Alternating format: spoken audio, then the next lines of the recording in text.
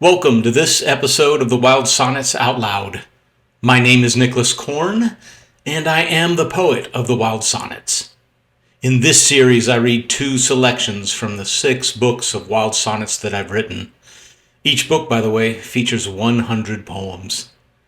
I wanted this episode to be special and have decided to read 2 of the wild sonnets that I consider to be keystone poems. The first of these is Wild Sonnet number 39 from the first volume. I actually held on to the first line of this for quite a while and finally decided that I had to get on with it and find out where that line would lead. What followed was a sequence of thoughts and images that echoed the heartbeat of what the Wild Sonnet series was meant to be. This is Wild Sonnet number 39.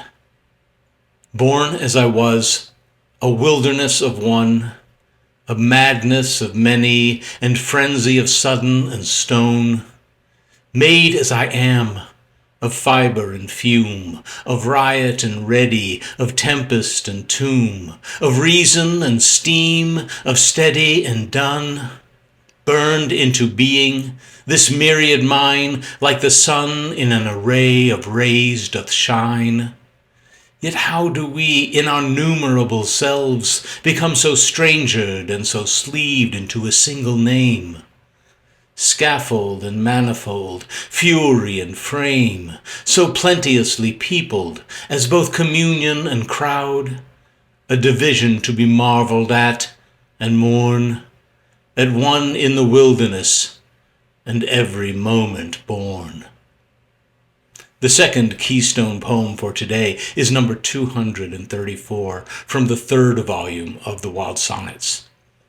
As much of a statement for this series as the last poem is, I have always said that this next one would serve as my epitaph, better than anything I can think of.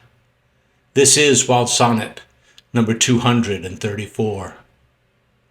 I know there comes a moment to the soul when it is ready to lay the burdens of the body down, ready to set the senses free, like a sparkling of sparrows, sudden and lush from a leaf-laden tree. I know there comes a second, when the skin forgets to feel, unremembering at once what once it thought was real.